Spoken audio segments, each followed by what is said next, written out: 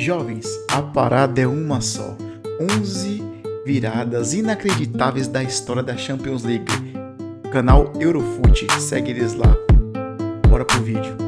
A Champions League é onde acontecem coisas mágicas, inacreditáveis e viradas que entram pra história. Como essa que o Barcelona meteu pra cima do Benfica no começo de 2025. E não foi a única, Essa foi de malandro, cara. Essa eu estava assistindo e com certeza foi uma das viradas que ficou pra história, com certeza. E Lewandowski fez um puta de um jogo. Barça é especialista em virar e tomar virada. Mas vamos lá, porque o Benfica e o Barça se enfrentavam na fase de Liga da nova Champions. Enquanto os encarnados estavam ali mais pro meio da tabela, o Barcelona era um dos melhores times da competição e do mundo, com o Yamal, Leva, Rafinha simplesmente brilhando naquele timaço do... Na moral, galera. Esse Yamal tá jogando muito e é uma das preferências dos próximos anos para ser o melhor do mundo. Escuta o que eu tô falando pra vocês.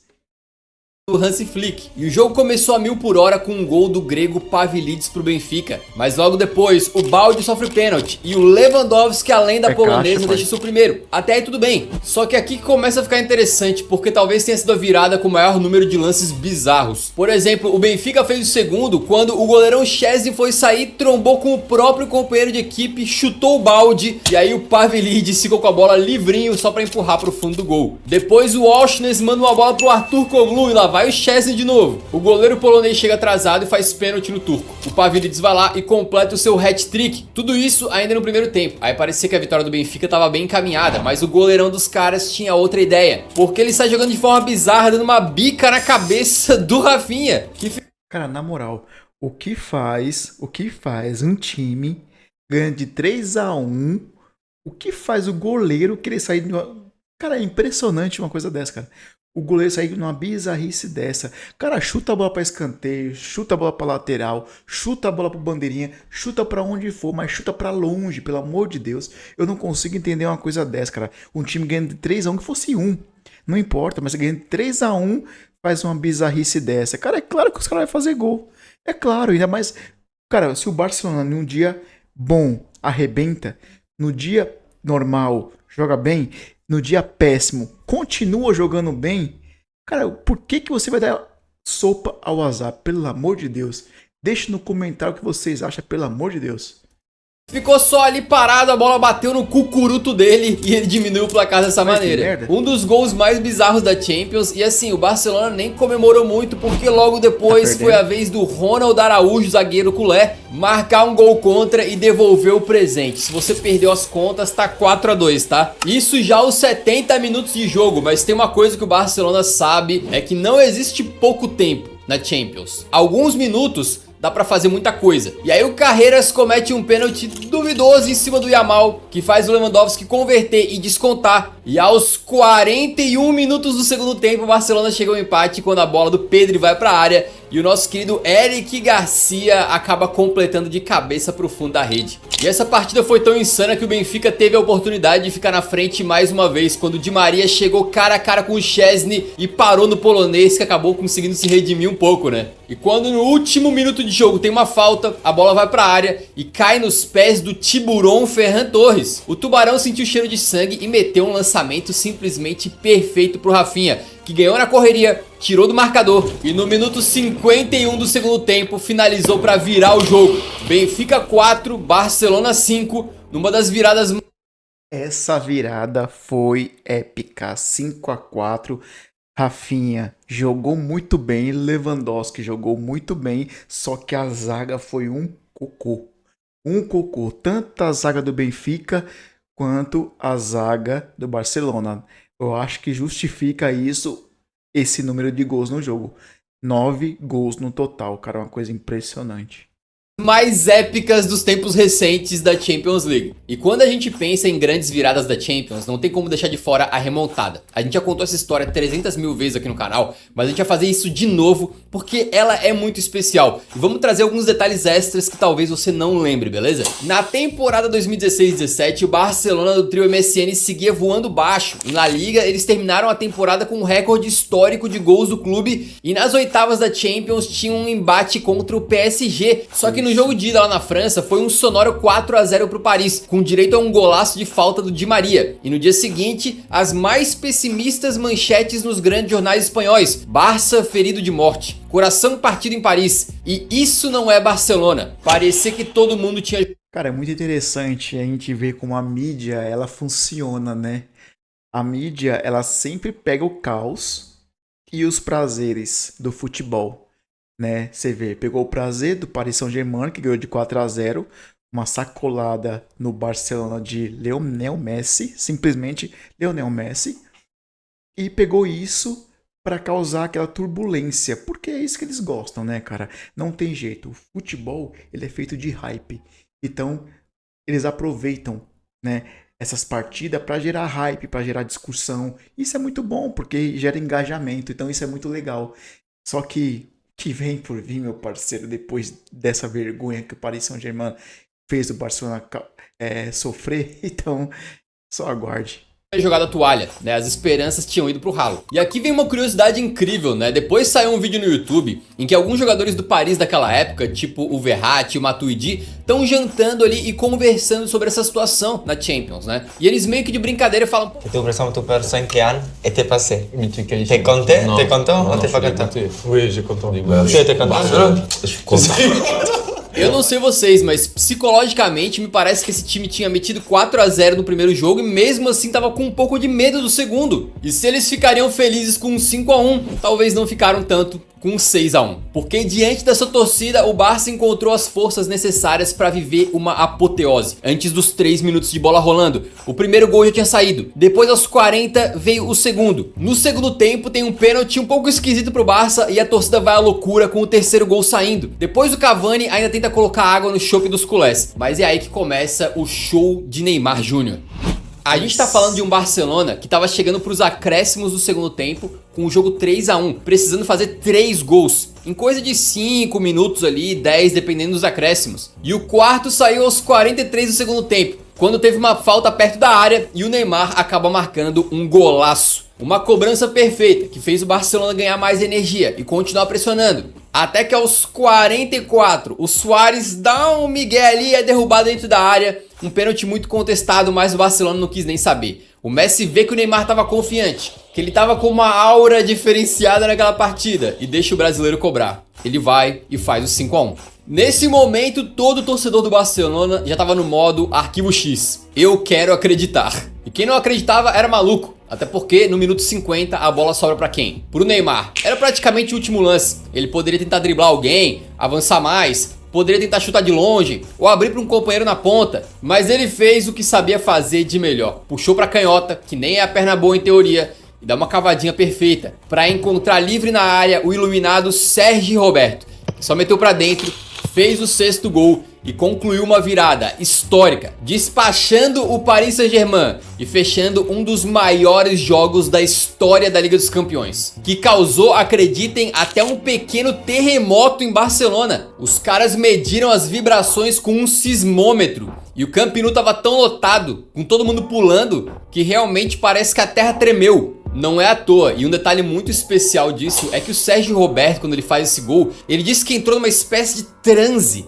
um estado de consciência que ele não sabia se o que tinha acontecido era real ou não. Foi um momento tão inacreditável, tão absurdo, que por alguns segundos ele achou que ele estava sonhando. Uma loucura completa. Eu posso ter certeza que esse momento aí é o momento onde sua alma sai do corpo, cara. Porque pensa, você no minuto final do jogo, 5-1, seu time sendo eliminado da Champions League, um campeonato super importante, até o mais importante do ano para muitas equipes, e você vai lá e coloca aquela bola para dentro, num espetáculo, Camp Nou lotado. Imagina você sentindo essa sensação na sua pele, falando, caramba, eu fiz isso, acontecendo mesmo? Tá realmente acontecendo isso? Cara, deve ser uma energia surreal, surpreendente, inacreditável, cara. É uma atmosfera assim, sem igual, eu tenho certeza disso. Imagina uma virada que simplesmente dissocia o jogador da realidade. Não à toa, o próprio Neymar também contou que o momento do vestiário ali depois dessa virada é a sua maior memória como jogador de futebol. E olha que o Ney viveu coisa, né? Essa foi uma virada do primeiro jogo pro segundo. E a gente vai falar tanto dessas quanto também de viradas dentro do mesmo jogo, beleza? Porém, se no 6 a 1 o Barcelona se deu bem, pode ficar tranquilo que eles têm um histórico de viradas tomadas também. Na temporada 18-19, o Barcelona, agora já sem Neymar, pegava o Liverpool de Klopp nas semis, que era inclusive o atual finalista da competição. No jogo de ida no Camp Nou, o Barça não tomou conhecimento e meteu logo 3, com Suárez e 2 do Messi, incluindo um dos gols de falta mais absurdos que ele já guardou. E poderia ter sido até pior pro Liverpool, 3 a 0 ficou barato, porque o Dembélé recebeu uma chance inacreditável de fazer o quarto e perdeu de forma bizonha, mas de qualquer maneira 3 a 0 colocava o Barcelona com um pé e meio na final. E pro Liverpool parar Messi e seus companheiros ali poderia ser bem complicado, né? Mas é nesses momentos que talvez a magia do estádio e a força da torcida pode fazer diferença. E na coletiva antes do jogo de volta, perguntaram pro técnico do Liverpool o que precisaria mudar. E o Kloppão respondeu bem daquele jeito dele. The result. E foi exatamente o resultado que o Liverpool conseguiu mudar. Mesmo sem o Salah que estava machucado, os Reds aproveitaram o vacilo do Alba e abriram o placar bem no comecinho com o Origi. E continuaram no primeiro tempo numa pressão absurda, não só dentro de campo, mas também com a torcida em Anfield fazendo a sua parte. Tanto foi assim que o placar estava só 1 a 0, mas o Barcelona foi pro vestiário no intervalo em choque. Em cenas gravadas por um documentário, dá pra ver os jogadores já abalados e o Alba até chorando, como se já soubesse o que viria pela frente. Curioso considerando que no agregado ainda tava 3 a 1 pro Barcelona. E aí no segundo tempo que aparece outro herói improvável. O Wijnaldum fez o 2 a 0. E aí começou a apagar um culé, porque apenas 2 minutos depois ele marca de novo de cabeça, faz o 3 a 0, deixa o confronto tudo igual e leva o ambiente dentro do Anfield ao ponto de ebulição.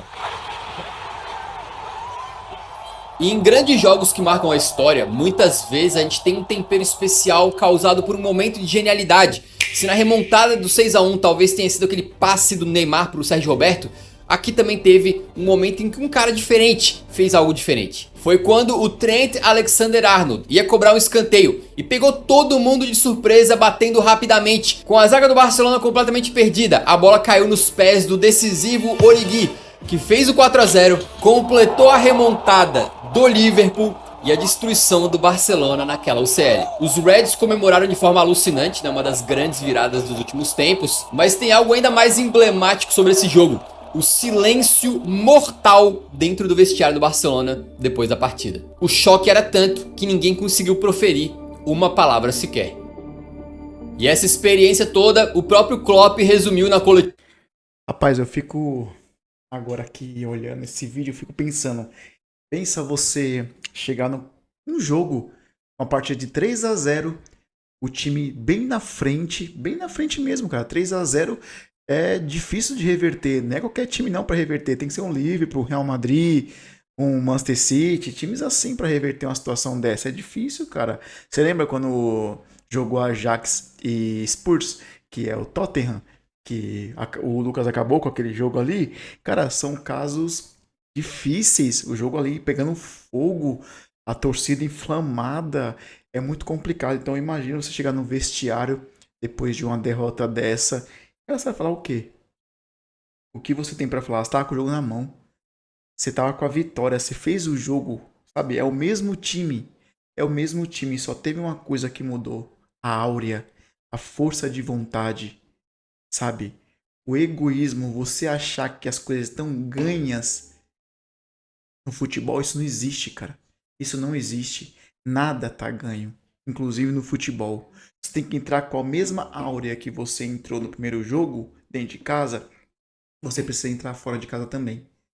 Porque se você entra com a área totalmente diferente do seu adversário, é isso que acontece. Você entra achando que já tá ganho. Você entra achando que o jogo já não tem mais como ser revertido. E pelo contrário, quando a equipe ela entra com força de vontade, com atitude, olha o que acontece. Barcelona 0, Liverpool 4. Simplesmente assim, entendeu? Então é complicado, cara. Então futebol você tem que entrar sempre com vontade e dar o seu melhor dentro de campo. Coletiva pós-jogo. Uau! Nessa Champions de 2018-19, o Liverpool então se classificou para a final e pegaria lá o Tottenham Hotspur, que tinha chegado na finalíssima também protagonizando uma das maiores viradas da história. Em 2019, o Ajax de Erik ten Hag estava encantando a Europa com nomes ali como o Tadic, o De Ligt, o David Neres, o De Jong e o Ziyech, despachando até o próprio Real Madrid da Champions, com esse elenco aí dando um show dentro do Santiago Bernabéu. Quando os holandeses foram então para Londres para encarar o Totão da Massa e saíram com uma vitória de 1 a 0, o clima era de otimismo, que o Ajax poderia avançar para mais uma final de Liga dos Campeões depois de mais de 20 anos. E quando chega o jogo de volta na Johan Cruyff Arena, parecia que isso seria confirmado, porque antes mesmo dos 35 minutos de jogo, o Ajax já tinha feito 2 a 0, 3 a 0 no agregado, uma baita desvantagem, e sem o craque Harry Kane, tudo parecia perdido pro Tottenham, até que apareceu um brasileiro. Lucas Moura marca o seu primeiro aos 10 do segundo tempo, aproveitando-se ali de uma boa jogada do Dele, que rabiscou a defesa holandesa. E depois aos 59, depois de um milagre do Naná e de confusão na grande área. E é aí que no finalzinho, quando o Ajax parecia classificado e restavam apenas poucos segundos no relógio, literalmente 3 segundos, a bola chega no Llorente, que faz um pivô esquisito, cai no Dele, que dá um passe pro Lucas encontrar um espacinho na área e finalizar de esquerda para virar o jogo no último segundo, completando um hat-trick com a perna ruim, um dos gols mais importantes da história do Tottenham, uma das viradas mais incríveis e inacreditáveis da história da Champions, e que de quebra proporcionou uma das narrações mais épicas que o brasileiro já viu. Na hora em que o corpo não responde mais ao cérebro, mas ao coração, a bola chegou na área, Lucas!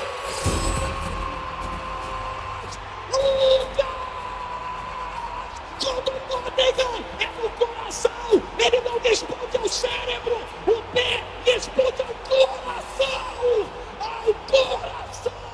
Um momento que acabou sendo o mais marcante da carreira do... Na moral, cara, isso arrepia, velho. Meu, essa narração, olha isso, cara, não sei se vocês vão conseguir ver, mas é impressionante, cara. Essa narração foi foda, cara, foi épica, realmente.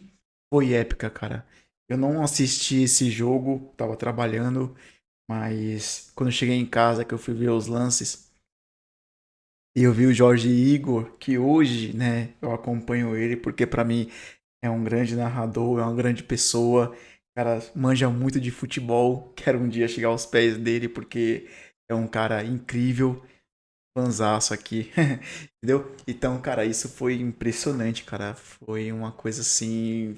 fora do normal, essa narração, o Lucas não sabia comemorar e não sabia o que fazer naquele momento, cara, é aquela áurea, é aquela força de vontade que eu tava falando agora há pouco, quando a gente tem força de vontade, cara, não tem inimigo, não tem nada, só tem a gente, cara, ali só tem a gente, nossos companheiros, e a gente vai dar o máximo sempre, não importa se errar, se acertar, mas a gente vai jogar com o coração, com vontade, e foi isso que o Lucas fez, cara, e é surpreendente. Do Lucas Moura, que inclusive contou que 90% das pessoas que pedem pra tirar foto com ele ali falam desse jogo e começam a gritar Lucas pra ele. Inclusive Jorge Igor, que fez essa obra-prima dessa narração, disse que ele também tá na rua e as pessoas começam a gritar Lucas! A gente já mencionou esse jogo várias vezes no canal, mas não tem como não falar novamente num vídeo sobre viradas, né? Mas tem outra virada incrível envolvendo outro clube inglês que talvez você não lembre de cabeça. Se liga só, lá no ano 2000, o Chelsea ainda vivia uma época pré-dinheiro, né? Eles não eram ricos ainda e estavam recebendo nas quartas de final da Champions o Barcelona, que tinha Rivaldo, Figo e Guardiola. E os Blues incrivelmente meteram 3 a 1 lá no Stamford Bridge, tá? Com direito a um belo gol de falta do Zola. Supostamente tudo muito tranquilo pra volta, só que a gente já viu que o Barcelona gosta de emoção, né? E aquele Barça demonstrou que era sim forte quando devolveu o placar no tempo regulamentar. Teve um gol do Rivaldo, um do Figo e um do Dani Garcia. Só que mais incrível do que isso foi o que aconteceu no final da partida. Tava 3 a 1, né, o mesmo placar do jogo de ida, quando de repente o Kluivert, caído no chão, acaba conseguindo fazer um gol. Só que o juiz deu pênalti naquele lance, né? E pênalti não tem vantagem. Então o gol do Kluivert não valeu e foi pra bola o Rivaldo cobrar a penalidade. Só que o Rivas bateu e perdeu. Então o que era um gol do Barcelona virou um pênalti perdido. Só que a história do futebol é muito construída na base de redenções. E o Rivaldo conseguiria a sua. Esse jogo foi pra prorrogação e o Brazuca teve outro penal pra bater. Ele não tremeu, chamou a responsa, foi pra pelota e com confiança fez o gol do Barcelona, que tava com um a mais em campo depois do babaiar do Chelsea ter sido expulso nesse lance do pênalti, né? O que fez o Barça ainda conseguir meter o 5º gol com o Kluivert. Um gol que deve ter tido um sabor especial pra ele, já que aquele que ele fez caído no chão foi anulado, né? No fim, 5-1 pro Barcelona, no que na época ficou conhecido como a Super Remontada. O Barça protagonizando uma virada espetacular dessas, só pra fazer de novo uns 20 anos depois, né? Mas sabe o que tem em comum nessas duas viradas? O Barça faz algo incrível, marca a história,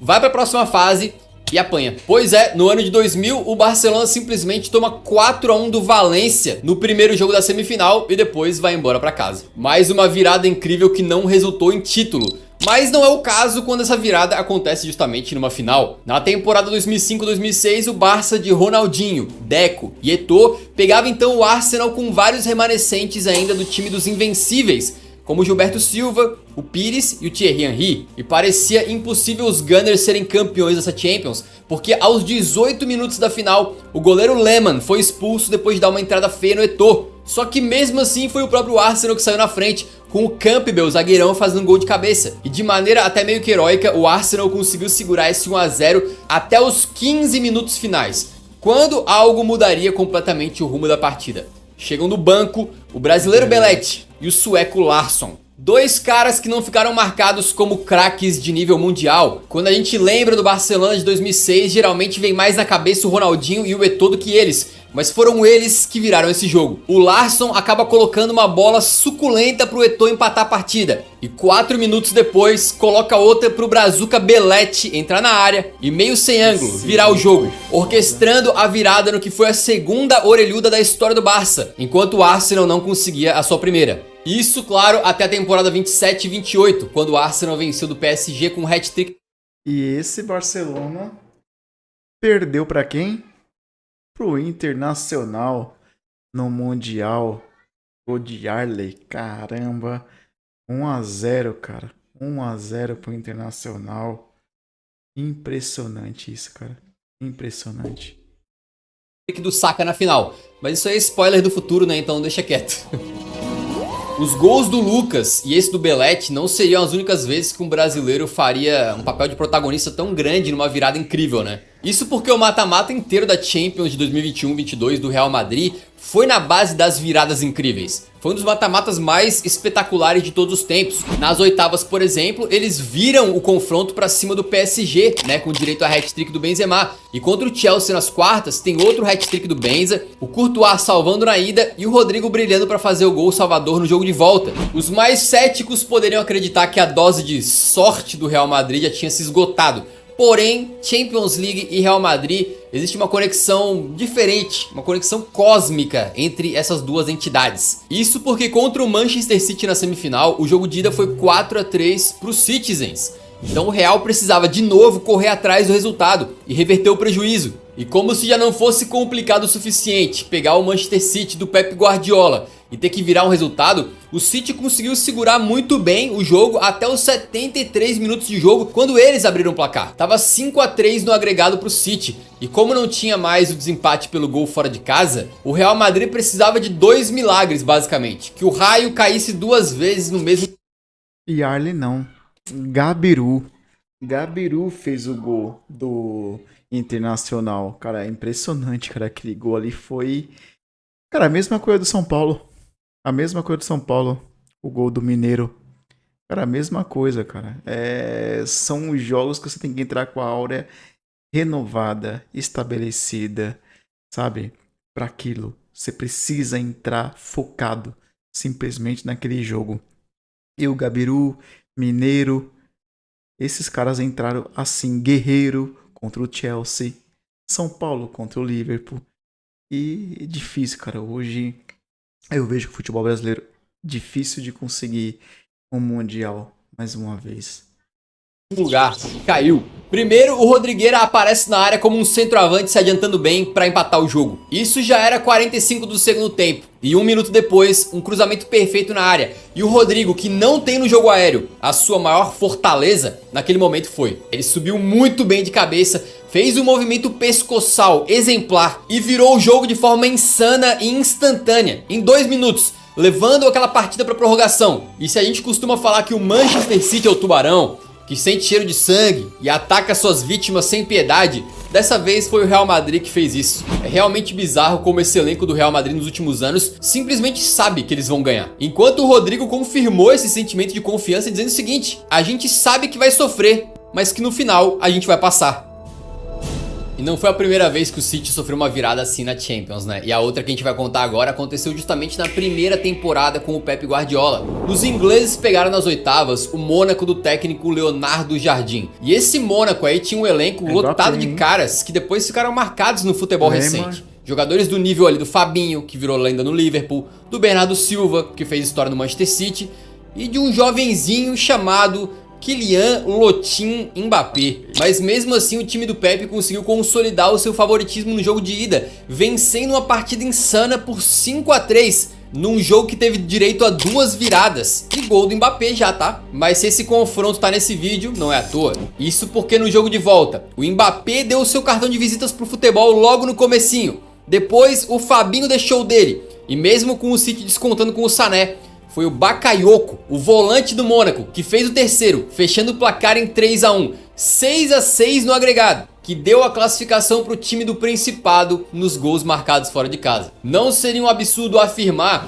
que foi nesse momento aí que o Mbappé surgiu para o mundo, que ele ficou conhecido por todos. E não à toa, depois disso, o próprio Manchester City tentou contratar o Tartaruga Ninja. Mas o final dessa novela a gente já sabe, e o Guardiola acabou se contentando com o ótimo Bernardo Silva só. Passa um tempo pra frente na carreira do Mbappé e ele vai pro Real Madrid para resolver o problema da camisa 9, que estava vaga desde a saída do Benzema. Mas outra virada inacreditável na história das Champions vem justamente num período em que o Real Madrid não tinha um centroavante de confiança. Exatamente, na Champions 2023-24, o Real enfrentava o Bayern de Munique nas semifinais. E no jogo de ida na Alemanha foi 2-2, com direito àquele gol do Vini Júnior com um passe genial do Toni Kroos. Só que o jogo de volta era na Espanha, e apesar de Real e Bayern de Munique terem criado boas chances, né, a partida estava se encaminhando para o fim com um placar sem gols, quando perto dos 70 minutos, o Alphonso Davies dá um belo corte na zaga madridista e guarda uma bucha espetacular com a perna ruim para fazer Bayern 1-0. E esse gol foi incrível porque naquele momento o Vini Júnior estava fazendo uma partida muito boa, né? Realmente incrível, mesmo sem conseguir fazer o gol dele. E o Bayern de Munique estava vivendo uma temporada conturbada, estava sob muita desconfiança. Então o fato de eles estarem chegando na final da Champions, eliminando o Real Madrid no Bernabéu, era chocante. Porém o futebol parece que às vezes inverte a ordem das coisas. Um jogador que não tem muita confiança, que não é considerado tão bom assim, pode protagonizar momentos incríveis, enquanto um jogador que é considerado craque e que estava muito bem no jogo, pode acabar cometendo uma falha. E foi exatamente o que aconteceu. Aquele Real Madrid, como eu comentei, não tinha mais o Benzema. E a solução para conseguir substituir ele, muito entre aspas, tinha sido caseira, o Rosselló. E eu digo meio que caseira porque o Rosselló chegou a ser do Real Madrid quando era bem novinho, mas lá nunca conseguiu vingar e acabou passando por vários clubes na carreira, até se destacar no Alavés e depois voltar para o Real Madrid, já depois dos 30 anos, sob muita desconfiança. Ao longo da temporada, o Rosselló virou meio que um meme por perder muitas chances claras e não ser considerado um atacante de nível Real Madrid. Só que no momento do pega pra capar, o futebol pode ser caótico e tudo ficar de cabeça pra baixo, porque o Neuer, um dos maiores goleiros da história e que vinha fazendo uma ótima partida, simplesmente solta uma bola nos pés do Rosselló, que atento, pega o rebote e faz o 1-1. Isso já era 43 do segundo tempo. E se já parecia improvável o Rosselló meter aquele gol, o improvável seria duplicado. Isso porque num improvável cruzamento do zagueiro Antônio Rüdiger, o Rosselló aparece sozinho no meio da área para marcar mais um gol, nos acréscimos. E depois de um drama no VAR, classificar o Real para a final, do que seria depois mais uma taça para a coleção deles. E o mais incrível, em 2022, o Rosselló era um cara um pouco mais desconhecido, só que ele sempre foi torcedor do Real Madrid, ele sempre teve essa afinidade com o clube. Cara, bem desconhecido, eu mesmo não conhecia. Quando o Real Madrid falou assim, eu vou contratar o Rosselló, cara, eu falei, quem é esse cara, pelo amor de Deus, cara? Quem é esse cara? De onde esse cara vem? Aí depois eu li um pouco sobre a história dele e falei assim, já jogou no Real Madrid, quando era mais novo, não vingou, não conseguiu arrumar nada, mas hoje chegou para ganhar simplesmente uma Champions League, ó.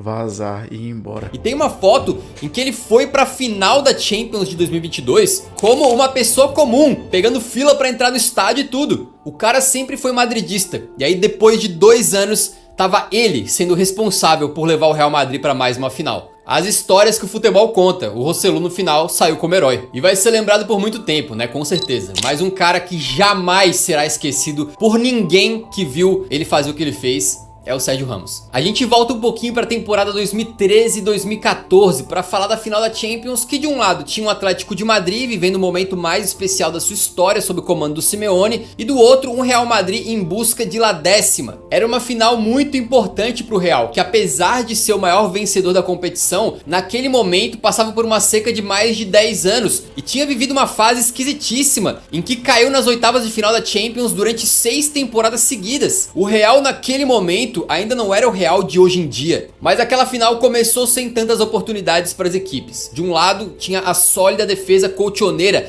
liderada por um Courtois antes de virar a casaca, né? E do outro lado um CR7 que não estava tão inspirado. O primeiro lance crítico aconteceu aos 36 minutos de jogo, quando o Casillas sai mal do gol, fica ali um pouco caçando borboleta e o Godin cabeceia bem para fazer 1 a 0. Depois disso o Real até tentou agredir, mas o tempo foi passando, e nada do gol de empate sair, até o relógio marcar 92 minutos e 48 segundos. É ali que, em cobrança de escanteio perfeita do Modric, o raçudo Sérgio Ramos mostra que o Real Madrid nunca desiste, pula mais alto que todo mundo e manda a bola no cantinho do Courtois para deixar tudo igual, no que era basicamente o último lance da partida, levando o jogo para prorrogação. E é até difícil mencionar a importância desse gol, não só pelo jejum do Real Madrid na Champions, como eu falei, mas pelo fato de que eles estavam perdendo uma final pro rival da cidade, pro Atlético de Madrid. Cara, que foto, hein?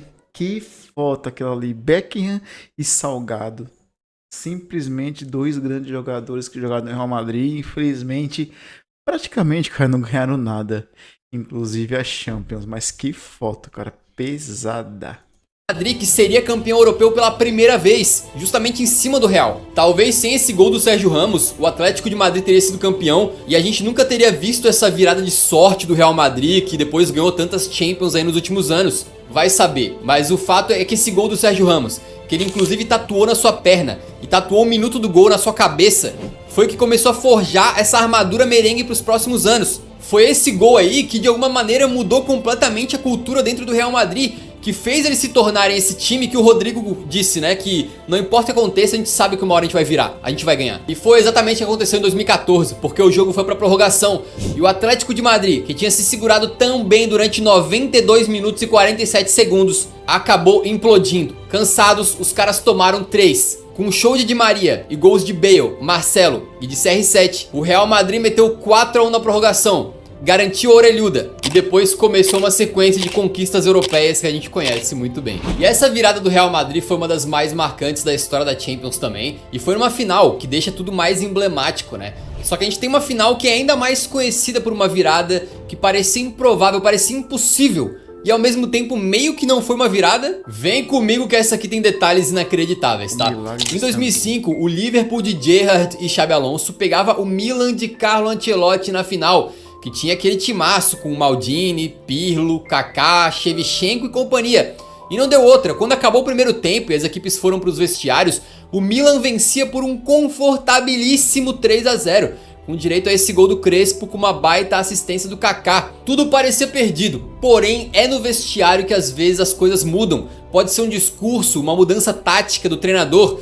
O intervalo de um jogo tem poder, e o que acontece ali geralmente a gente não vê, não fica sabendo, mas muitas vezes tem impacto direto no segundo tempo e pode mudar a história, e foi exatamente o que aconteceu aqui. O Djibril Cissé, que era um atacante do Liverpool naquela época, explicou tudo o que aconteceu naquele vestiário, naquele momento, quando o Liverpool era espancado pelo Milan por 3 a 0, quando talvez outros times, outras personalidades poderiam aceitar que o segundo tempo era para evitar um vexame ainda maior. Mas não foi o que aconteceu, porque o técnico do Liverpool, Rafa Benítez, deu uma palestra, e aí o Gerrard, que era o capitão da equipe, pediu para que o técnico se retirasse, que ele queria ter uma palavrinha só com os jogadores. E ali ele mostrou por que era um líder diferente dos demais. Ele disse para os seus companheiros que o Liverpool era tudo que ele tinha, que era o seu clube, e que ele não queria entrar para a história da Champions como uma piada, e que se os caras respeitavam ele como capitão, Eles tinham que botar a cabeça no lugar, sacudir a poeira e fazer diferente no segundo tempo. Na segunda etapa, a torcida do Liverpool continua dando um espetáculo à parte, sem parar de cantar um segundo. E o Gerrard resolveu liderar não só com o papo no vestiário, mas também dando exemplo quando ele faz um gol de cabeça. Com os ânimos no lugar e a poeira sacudida, logo depois o Smisser marca um golaço de fora da área.